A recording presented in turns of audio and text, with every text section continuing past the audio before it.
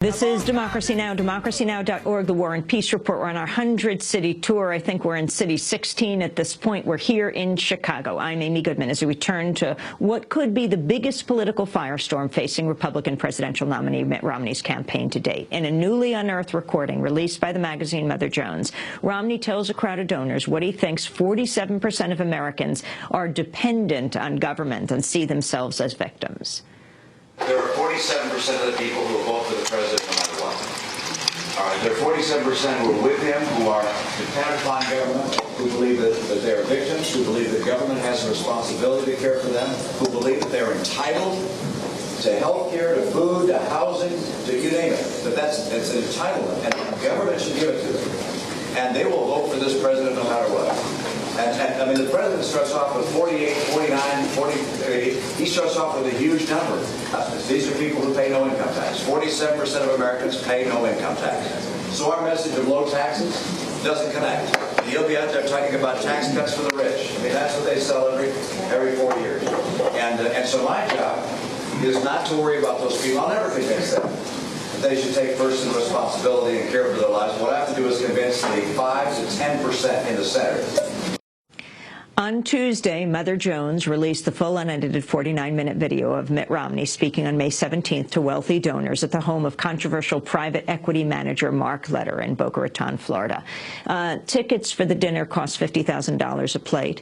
In comments that have received less attention, Romney's also heard on the original tape joking to his audience that he would have a better chance this election had he been born a Latino. Also during the dinner, Romney discussed various foreign policy positions that have raised further questions. At one point, he says Palestinians have, quote, no interest whatsoever in establishing peace, and that the pathway to peace is almost unthinkable to accomplish, unquote. On the topic of Iran, Romney warned, quote, America could be held up and blackmailed by Iran, by the mullahs, by crazy people, unquote. Romney also called Middle East peace, quote, almost unthinkable. On Tuesday, Mitt Romney appeared on Neil Cavuto's Fox News show and defended his comments. Well, we were, of course, talking about a campaign and how he's going to get close to half the vote. I'm going to get half the vote, approximately. I hope. I want to get 50.1% or more. And frankly, we have two very different views about America. The president's view is one of a larger government. There's a tape that just came out today where the president saying he likes redistribution. I disagree. I think a society based upon a government-sent nation where government plays a larger and larger role, redistributes money, that's the wrong course for America. That will not build a strong America or help people out of poverty. I believe the right course for America is one where government steps in to help those that are in need. We're a compassionate people. But then we let people build their own lives, create enterprises. We believe in free people and free enterprise, not redistribution. The right course for America is to create growth, create wealth, not to redistribute wealth. President Obama addressed Mitt Romney's comments during an appearance on The Late Show with David Letterman. When I won in 2008, 47% of the American people voted for John McCain. They didn't vote for me. And what I said on election night was, even though you didn't vote for me, I hear your voices, and I'm going to work as hard as I can to be your president. And one of the things I've learned as president is you represent the entire country. And when I meet Republicans, as I'm traveling around the country, you know, they are hardworking, family people who care deeply about this country. And my expectation is that if you want to be president, you got to work for everybody, not just for some. For more, we're joined right now by Pulitzer Prize-winning investigative journalist David Cay Johnston. He's a former New York Times reporter, author of a number of books. His latest just came out this week. It's called The Fine Print, How Big Companies Use Plain English to Rob You Blind. David Cay Johnston, it's great to have you back to Democracy Now! The 47%. Explain Mitt Romney's comment. Well, first of all, he's conflating totally unrelated things. Many of the 47% he's talking about are people who work. They work at crummy jobs, at crummy pay. Because of the Republicans, a married couple with 2 children does not pay income taxes until they make $44,000 a year. That's because of the Republicans promoting the $1,000 per child tax credit. So he's actually insulting many of the people who voted or likely would vote for him many of the people in this 47%, which is a brief anomaly because of the economy, are retirees, people who worked all their lives. Now they're retired, and because Social Security is their major form of income, they don't make enough money to pay taxes. This is an astonishing statement by him to suggest that the 47% of the population are moochers who just live off the government. And what about, for example, retired military? Oh, they would fit in that group. Romney, if he chose to, could arrange his affairs quite legally to pay no taxes when he ran Bain. He could have fallen into this group. He won't give us his tax returns, so we don't know. But it's very easy for the manager of a hedge fund or a private equity fund to have $1 billion income and pay no income taxes and not appear in the official government data. So it's astonishing. And you know, his approach to this is very much a sort of country club, have no contact with people who are working class people or middle class people. It represents an us versus them philosophy, the exact opposite of what you saw in the comments that Barack Obama made about, you know, I'm president of everybody, including people who voted against me.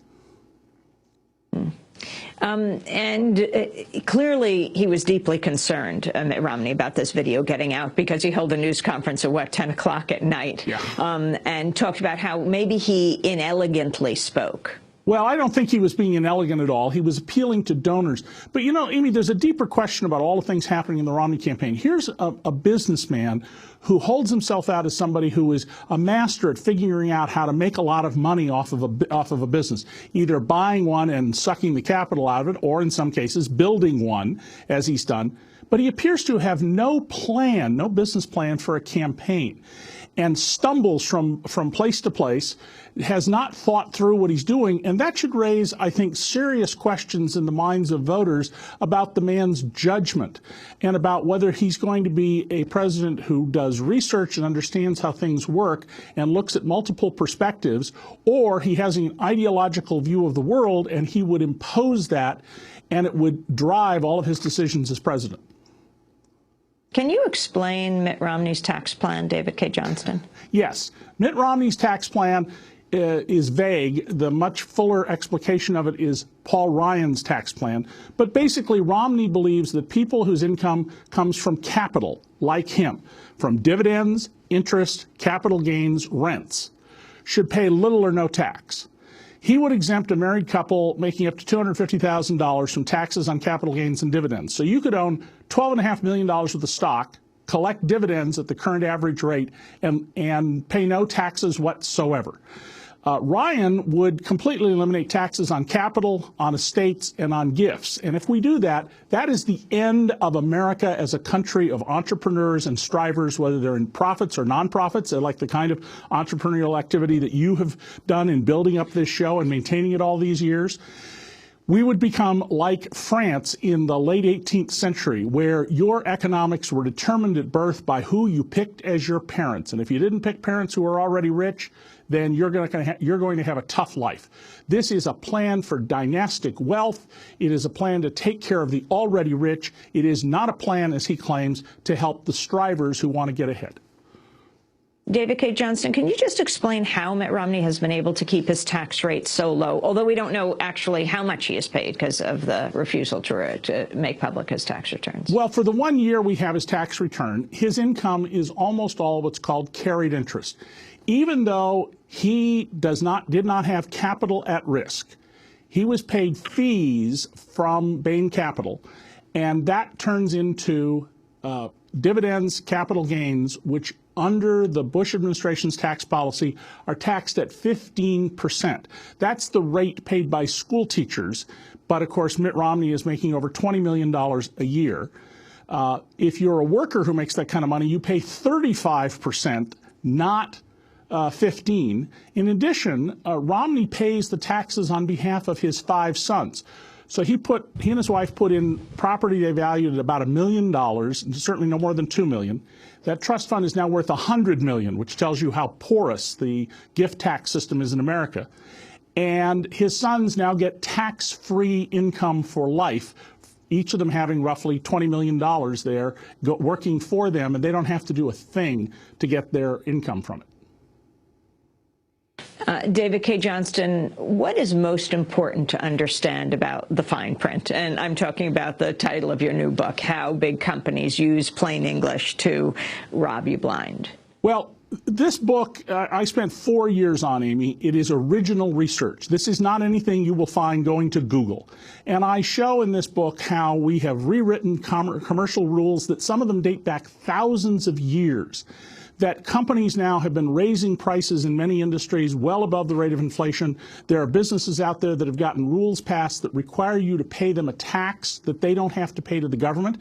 Imagine how well off you would be if somebody else paid your taxes. I literally have a large insurance company going to a man paralyzed from the neck down and asking him to die because it was costing too much money to keep him alive.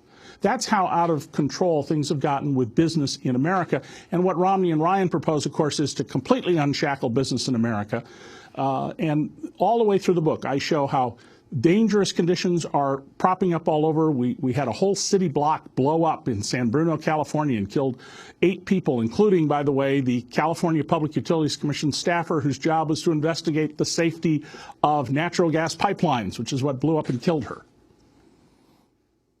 I want to continue this conversation offline. We're going to post the conversation about the fine print at democracynow.org and play it on the broadcast as well. Pulitzer Prize-winning journalist David Cay Johnston, I want to thank you so much for being with us. Again, his book, The Fine Print, How Big Companies Use Plain English to Rob You Blind. And that does it for today's broadcast. If you want to get a copy, you can go to our website at democracynow.org. As we continue our 100-city tour, I'll be speaking on Thursday night at the Barrymore Theater in Madison, Wisconsin. And then on Friday in the afternoon, we'll be in Eau Claire at the Unitarian Universalist Church. In the evening in Hayward, Wisconsin. And then on Saturday night, we'll be in Minneapolis. You can go to our website at tour.democracynow.org to get all the details of this 100-city tour.